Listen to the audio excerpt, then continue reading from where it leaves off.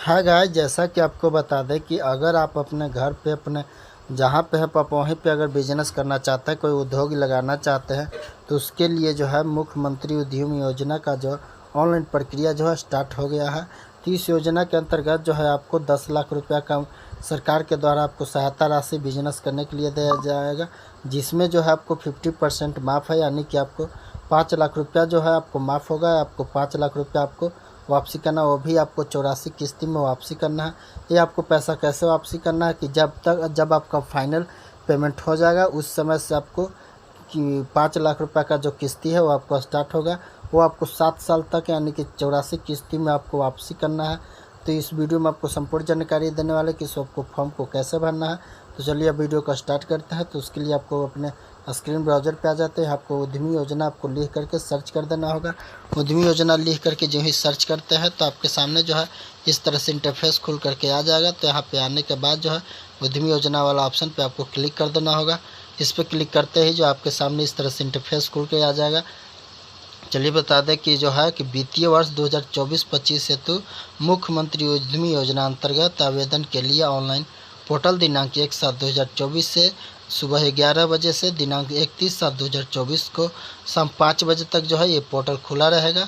इस पर अगर ऑनलाइन करने के लिए आपको क्लिक हेयर पे आपको क्लिक कर देना होगा। तो उससे पहले आपको बता दें कि इस फॉर्म को भरने के लिए आपके पास योग्यता क्या होनी चाहिए, आपकी उम्र सीमा क्या होनी चाहिए। तो योग्यता की बात कर ले कि अगर आप मैट्रिक के योग्यता पर अगर भरते हैं तो आपके साथ मैट्रिक के साथ साथ आपके पास ITI भी होना आपको ज़रूरी है।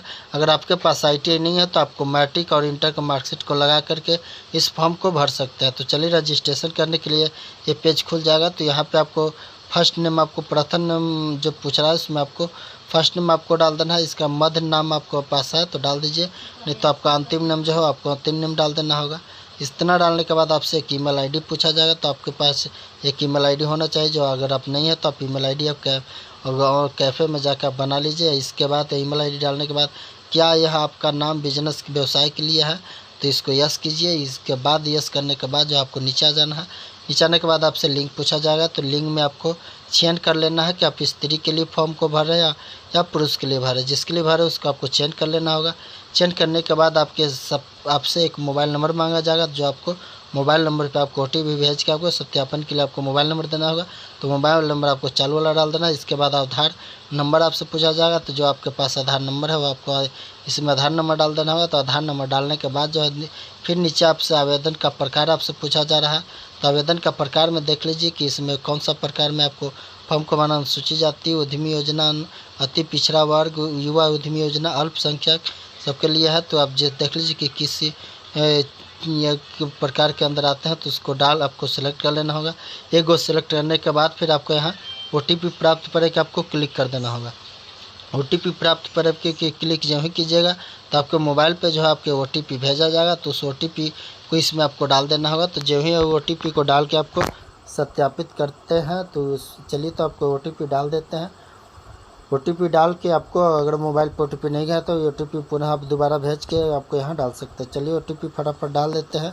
OTP डाल के आपको सत्यापन करे वाला ऑप्शन पे आपको क्लिक कर देता है। जो ही सत्यापन करे वाला पे क्लिक करते हैं तो आपके सामने जो है OTP आपको सत्यापन हो के आपको इस तरह लॉगिन वाला पेज खुल के आ जाएगा। तो यहाँ पर आपको अपना आधार नंबर और यहाँ आपको जो मोबाइल पे एक पासवर्ड भेजा गया उस पासवर्ड के जरिए आपको यहाँ लॉगिन कर लेना होगा। तो लॉगिन करने के बाद जो आपके सामने इस तरह से इंटरफेस खुल के आ जाएगा।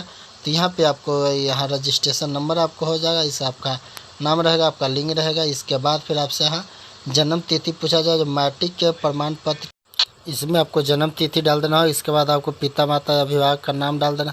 जो भी इसमें नाम डालिएगा उसके आपको संबंध क्या है। अगर पिता का नाम डालते हैं तो इसमें आपको पिता सेलेक्ट, माता का नाम डालते माता सेलेक्ट करना होगा। जो भी आप इसमें डालते हैं उसका आप संबंध सेलेक्ट करना होगा।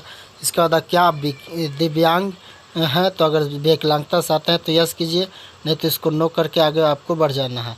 जो ही नो करके आगे बढ़ते हैं तो इसके बाद आपका आवेदनकर्ता का स्थायी पता आपसे पूछा जाएगा। तो स्थायी पता में आपको इसमें पूरा एड्रेस डाल देना है।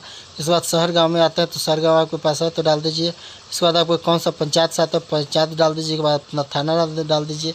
थाना को डालने के बाद आपका ब्लॉक यहाँ चेंज करना होगा। इसके बाद आपको ज़िला सेलेक्ट कर लेना होगा। ज़िला चयन करने के बाद आपको एरिया का अपना पिन कोड डाल देना होगा। पता डालने के बाद फिर आपसे कैटेगरी पूछा जाएगा, तो आप देख लीजिए कौन सा कैटेगरी के अंतर्गत आते हैं। कैटेगरी को जब ही सिलेक्ट करते हो उसके बाद आपसे यहाँ जाति पूछा जाएगा, तो जाति में आप देख लीजिए कि कौन सा जाति से आप बिलोंग करते हैं। जो भी जाति से आप बिलोंग करते हो आपको अपना यहाँ जाति को सिलेक्ट करना होगा। जाति को सिलेक्ट करने के बाद आपको सेव वाला ऑप्शन पे क्लिक करना होगा। सेव वाला ऑप्शन पे क्लिक जब ही कीजिएगा तो आपके सामने जो है इस तरह से शैक्षणिक विवरण का जो है ऑप्शन आपको खुल करके आ जाएगा। तो इसमें आपको शैक्षणिक विवरण में आपको पास क्या क्वालिफिकेशन है, आपको शैक्षणिक योग्यता क्या आपको यहाँ डाल देना होगा। तो सबसे पहले इसमें आपको 10th का डिटेल्स फिल कर देना होगा। बॉक्स को देख लीजिए कि बॉक्स के अनुसार आपका 10th का डिटेल्स जो है आपको फिल कर देना। 10th का डिटेल्स फिल करने के बाद यहाँ जोड़े वाला ऑप्शन पे क्लिक करते हैं। जोड़े वाला ऑप्शन पे अगर आपके पास इंटर नहीं है तो आपको यहाँ ITI को आपको लगाना ज़रूरी होगा। अगर आपका ITI नहीं है तो आपको यहाँ इंटर का आपको लगाना ज़रूरी है, क्योंकि आपको केवल मैट्रिक योग्यता के अनुसार इस पर नहीं होगा। इसके बाद फिर आपको इस तरह से आपको परियोजना का विवरण खुल के आ जाएगा। तो परियोजना का विवरण में जो है आपको इस तरह से देख लीजिए कि इसमें जो सबसे पहले आपको बताते हैं कि इसमें जो परियोजना का जो आपको कैटेगरी वाइज आपको इसमें रखा गया। इसमें जो ये है 3 आपको कैटेगरी में रखेगा। जो भी परियोजना है उस परियोजना को आपको 3 कैटेगरी में रखा है। तो इस पर जो परियोजना के कैटेगरी वाइज देखने के लिए आपको जो है आपको यहाँ पे क्लिक करना होगा। यहाँ पे क्लिक करते ही जो आपके सामने इस तरह से पेज खुल करके आ जाएगा। तो यहाँ आपको बताने वाले हैं कि कौन सा कैटेगरी के अंतर्गत कितना परियोजना आता है और उस परियोजना में आपको कितने लोगों का चयन होगा। तो चलिए सबसे पहले बता दें कि इसमें जो है 3 कैटेगरी का में रखा गया है। जो ABC के 3 कैटेगरी में इस परियोजना में रखा गया। तो सबसे पहले आपको बता दें कि एक कैटेगरी में जो है टोटल 23 परियोजनाओं को सम्मिलित किया गया है। इसमें जो है 5000 लाभुक को चयन किया जाएगा। यानी कि एक कैटेगरी के अंतर्गत जो भी आप फॉर्म को फिलअप करते हो उसमें 23 परियोजना है। इसमें आपको कम से कम आपको 5000 अभ्यर्थी को चयन किया जाएगा। इसके बाद देख लीजिएगा आप सारा 2300 योजना का नाम यहाँ पे है। वीडियो को पोस्ट करके आप 2300 योजना का नाम देख सकते हैं।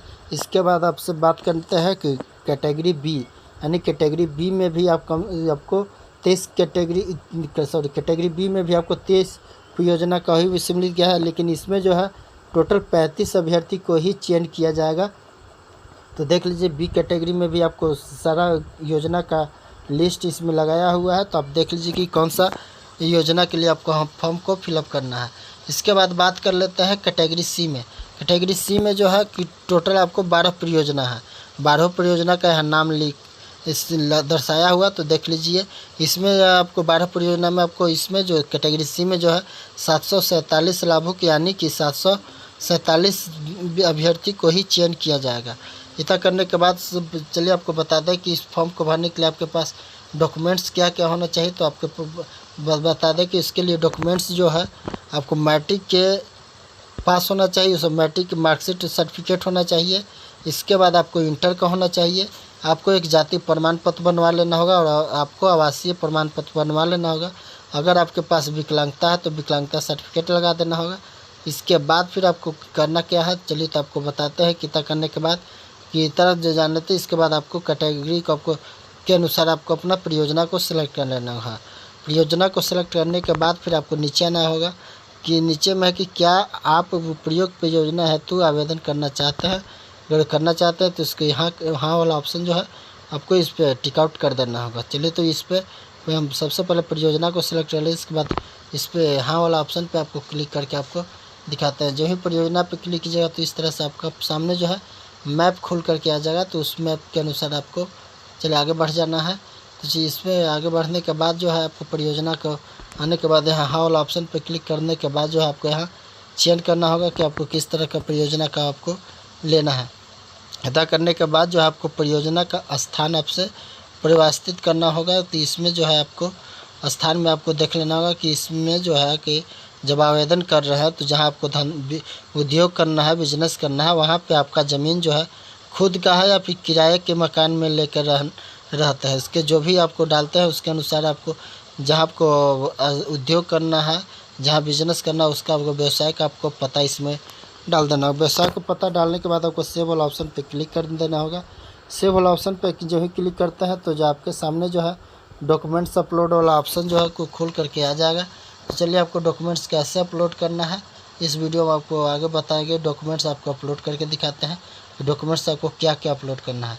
तो डॉक्यूमेंट्स से बात कर लेते हैं। सबसे पहले आपको जाति प्रमाण पत्र अपलोड करना होगा। इसमें अगर आप महिला के लिए फॉर्म को भर रहे हैं तो महिला का जाति जो है उसके माता पिता के घर एड्रेस का होगा, यानी कि उस महिला के मैके का एड्रेस से होगा। इसके बाद आपको इंटर का मार्कशीट अपलोड कर देना है। इसके बाद आपको मैट्रिक का अपलोड करना है, आवासीय अपलोड कर देना है।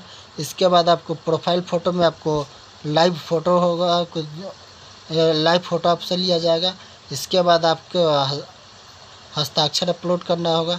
अगर आपके पास ट्रेनिंग या एक्सपीरियंस सर्टिफिकेट है तो आप इसमें लगा सकते हैं कि जो भी आपको काम करना है कि एक्सपीरियंस सर्टिफिकेट है उसको लगा के आपको फाइनल सबमिट करने से पहले सारा डाटा को आपको यहाँ से मिला लेना होगा। सारा डाटा को मिलाने के बाद जो आपको यहाँ फाइनल सबमिट कर देना होगा। फाइनल सबमिट करने के बाद जो आपका जो आवेदन सक्सेसफुल हो जाएगा। तो आई होप वीडियो पसंद आएगा तो वीडियो को अंत तक देखने के लिए थैंक यू। वीडियो को चैनल को सब्सक्राइब नहीं किया तो चैनल को सब्सक्राइब कर लीजिए।